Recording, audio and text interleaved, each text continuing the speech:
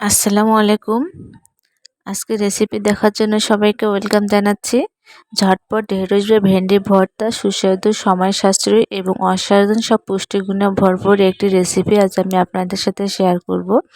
অসাধারণ স্বাদের সহজ পদ্ধতিতে ভেন্ডি বা ঢেঁড়স ভর্তা আমি আজকে আপনাদের তৈরি করে দেখাবো।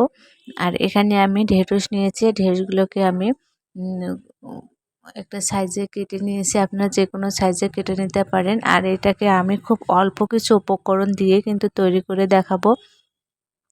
দেখতে পেলেন আমি এখানে রসুন, মরিচ, একটা মরিচ আর এক টুকরো আদা নিয়ে নিয়েছি। আর এগুলোকে আমি এখন একটু সিদ্ধ করে নেব।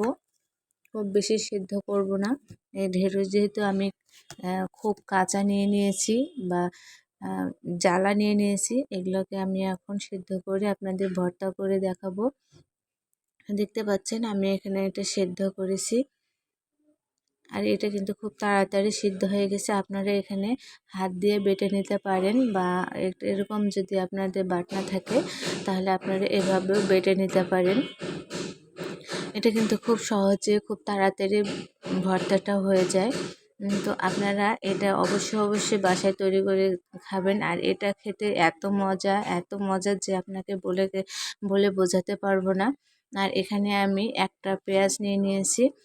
আপনারা আপনাদের যেরকম পেঁয়াজ খেতে ইচ্ছা করে সেরকম নিয়ে নেবেন। অনেকে ভর্তায় কিন্তু পেঁয়াজ খায় না, আবার অনেকে বেশি খেতে চায়। তো আপনারা যেভাবে খেতে ইচ্ছা করে আপনারা সেভাবে করে খাবেন।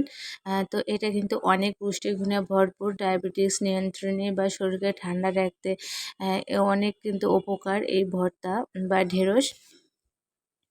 তো বাসায় অবশ্যই আপনার এই সিজনে ঢেঁড়সটা তৈরি করে এভাবে ভর্তা করে খাবেন। এটা অনেক পুষ্টিগুণে ভরপুর।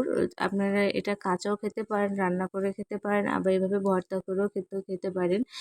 আমার মনে হয় যে রান্না করে খাওয়ার চেয়ে এভাবে ভর্তা করে খেলে আপনারা বেশি এর পুষ্টিগুণটা বেশি পাবেন। কারণ অল্প আছে, যে কোনো সবজি অল্প আছে খেলে কিন্তু এর পুরোপুরি পুষ্টিগুণটা পাওয়া যায়। তো সবাই ভালো থাকবেন, এভাবে করে খাবেন। সবাই ভালো থাকবেন। আল্লাহ হাফেজ।